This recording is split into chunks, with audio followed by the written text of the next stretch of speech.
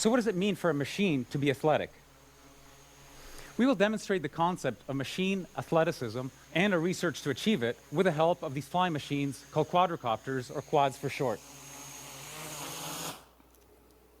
Quads have been around for a long time. The reason that they're so popular these days is because they're mechanically simple. By controlling the speeds of these four propellers, these machines can roll, pitch, yaw, and accelerate along their common orientation. On board are also a battery, a computer, various sensors, and wireless radios. Quads are extremely agile, but this agility comes at a cost. They are inherently unstable, and they need some form of automatic feedback control in order to be able to fly.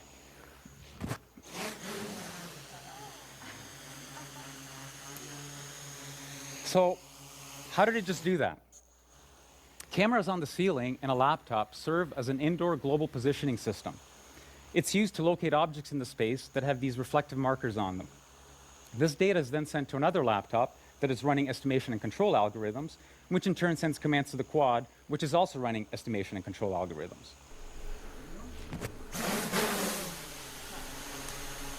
The bulk of our research is algorithms. It's the magic that brings these machines to life. So how does one design the algorithms that create a machine athlete? We use something broadly called model-based design. We first capture the physics with a mathematical model of how the machines behave. We then use a branch of mathematics called control theory to analyze these models and also to synthesize algorithms for controlling them. For example, that's how we can make the quad hover. We first capture the dynamics with a set of differential equations. We then manipulate these equations with the help of control theory to create algorithms that stabilize the quad. Let me demonstrate the strength of this approach. Suppose that we want this quad to not only hover, but to also balance this pole. With a little bit of practice, it's pretty straightforward for a human being to do this, although we do have the advantage of having 2 feet on the ground and the use of our very versatile hands. It becomes a little bit more difficult when I only have 1 foot on the ground and when I don't use my hands. Notice how this pole has a reflective marker on top, which means that it can be located in the space.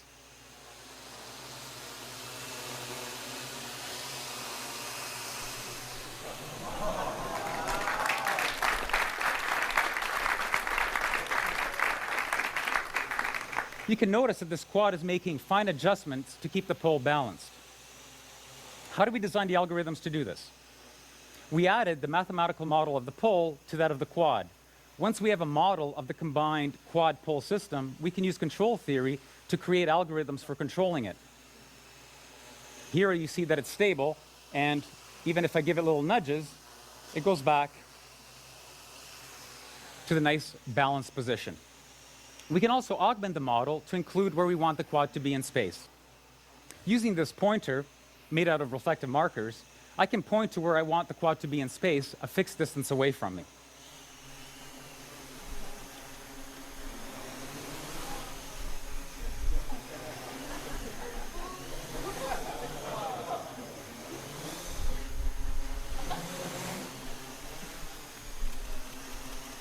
The key to these acrobatic maneuvers is algorithms, designed with the help of mathematical models and control theory.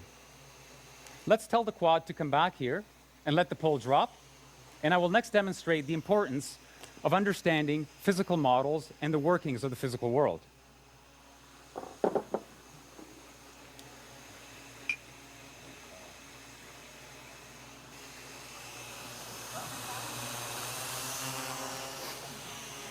Notice how the quad lost altitude when I put this glass of water on it. Unlike the balancing pole, I did not include the mathematical model of the glass in the system. In fact, the system doesn't even know that the glass of water is there. Like before, I can use the pointer to tell the quad where I want to be in space.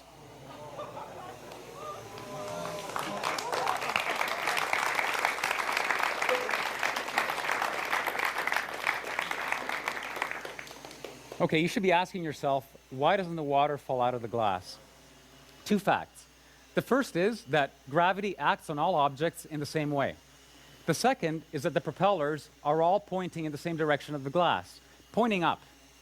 You put these two things together, the net result is that all side forces on the glass are small and are mainly dominated by aerodynamic effects, which at these speeds are negligible.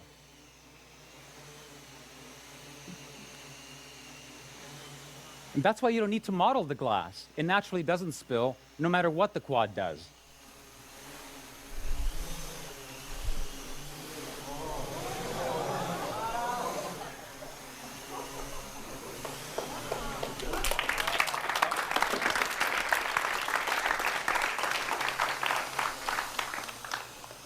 The lesson here is that some high-performance tasks are easier than others, and that understanding the physics of the problem tells you which ones are easy and which ones are hard. In this instance, carrying a glass of water is easy, balancing a pole is hard. We've all heard stories of athletes performing feats while physically injured. Can a machine also perform with extreme physical damage? Conventional wisdom says that you need at least 4 fixed motor propeller pairs in order to fly, because there are 4 degrees of freedom to control: roll, pitch, yaw, and acceleration. Hexacopters and octocopters with 6 and 8 propellers can provide redundancy, but quadrocopters are much more popular because they have the minimum number of fixed motor propeller pairs, 4. Or do they?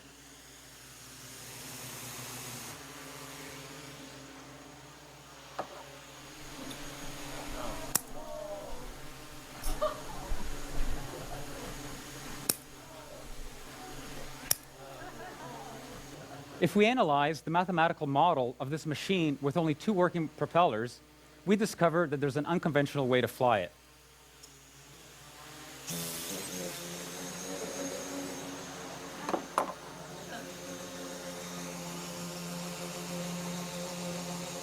We relinquish control of yaw, but roll, pitch, and acceleration can still be controlled with algorithms that exploit this new configuration.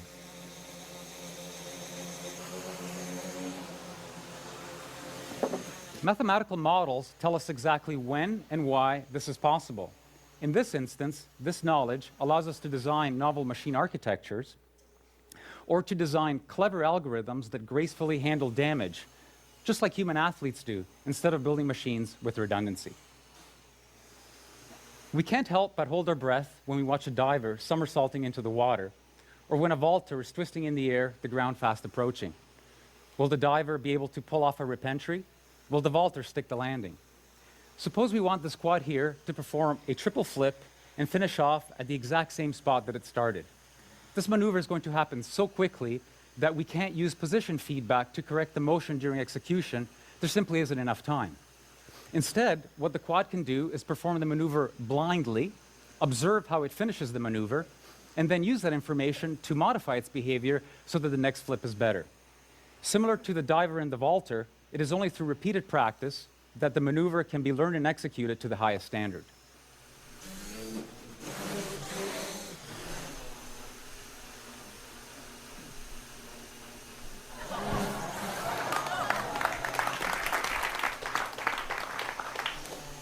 Striking a moving ball is a necessary skill in many sports. How do we make a machine do what an athlete does seemingly without effort?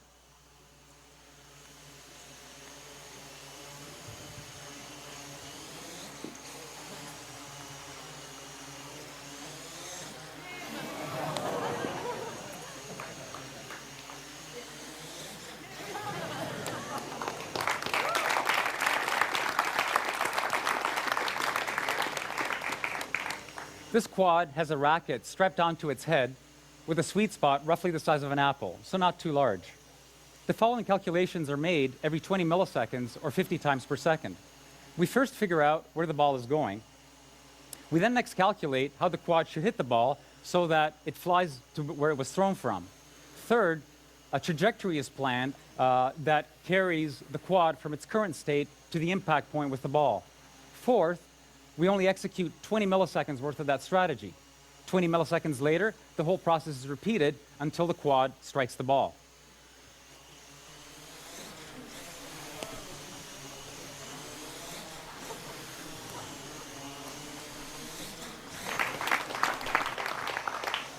Machines can not only perform dynamic maneuvers on their own, they can do it collectively.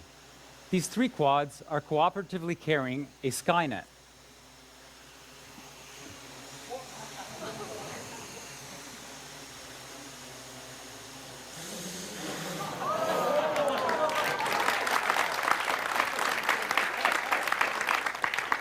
They perform an extremely dynamic and collective maneuver to launch the ball back to me. Notice that at full extension, these quads are vertical.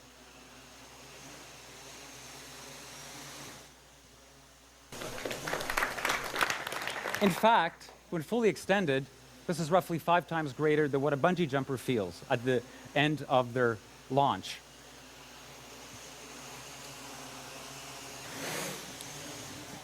The algorithms to do this are very similar to what the single quad used to hit the ball back to me. Mathematical models are used to continuously replan a cooperative strategy 50 times per second. Everything we have seen so far has been about the machines and their capabilities. What happens when we couple this machine athleticism with that of a human being? What I have in front of me is a commercial gesture sensor, mainly used in gaming. It can recognize what my various body parts are doing in real time. Similar to the pointer that I used earlier, we can use this as inputs to the system. We now have a natural way of interacting with the raw athleticism of these quads with my gestures.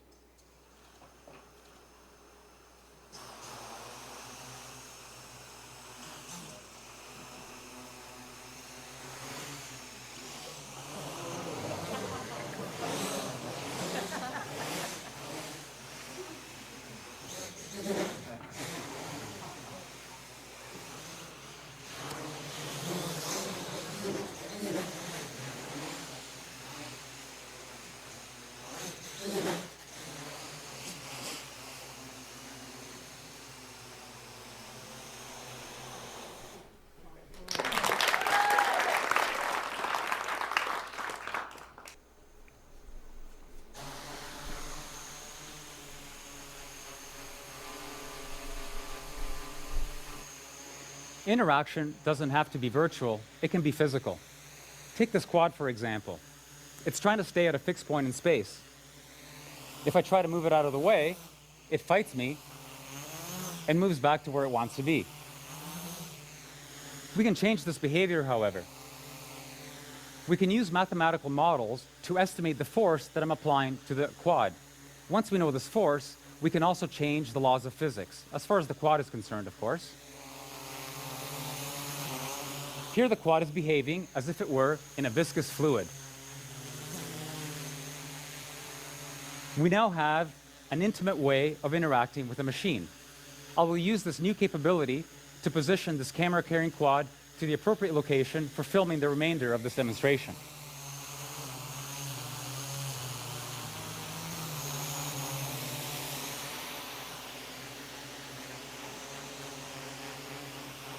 So we can physically interact with these quads, and we can change the laws of physics.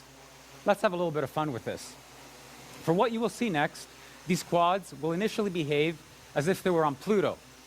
As time goes on, gravity will be increased until we're all back on planet Earth. But I assure you we won't get there. Okay, here goes.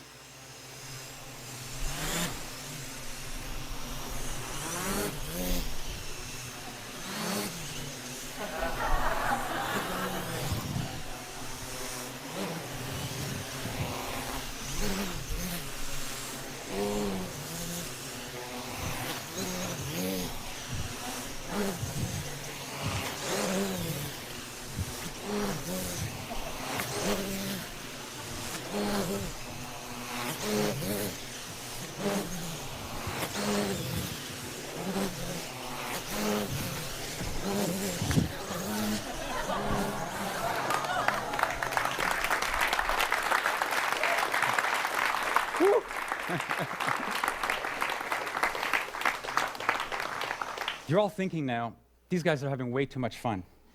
And you're probably also asking yourself, why exactly are they building machine athletes? Some conjecture that the role of play in the animal kingdom is to hone skills and develop capabilities. Others think that it has more of a social role, that it's used to bind the group. Similarly, we use the analogy of sports and athleticism to create new algorithms for machines, to push them to their limits. What impact will this breed of machine have on our way of life? Like all our past creations and innovations, they may be used to improve the human condition, or they may be misused and abused. This is not a technical choice we are faced with, it's a social one. Let's make the right choice, the choice that brings out the best in the future of machines, just like athleticism and sports can bring out the best in us. Let me introduce you to the wizards behind the green curtain. They're the current members of the Fly Machina research team.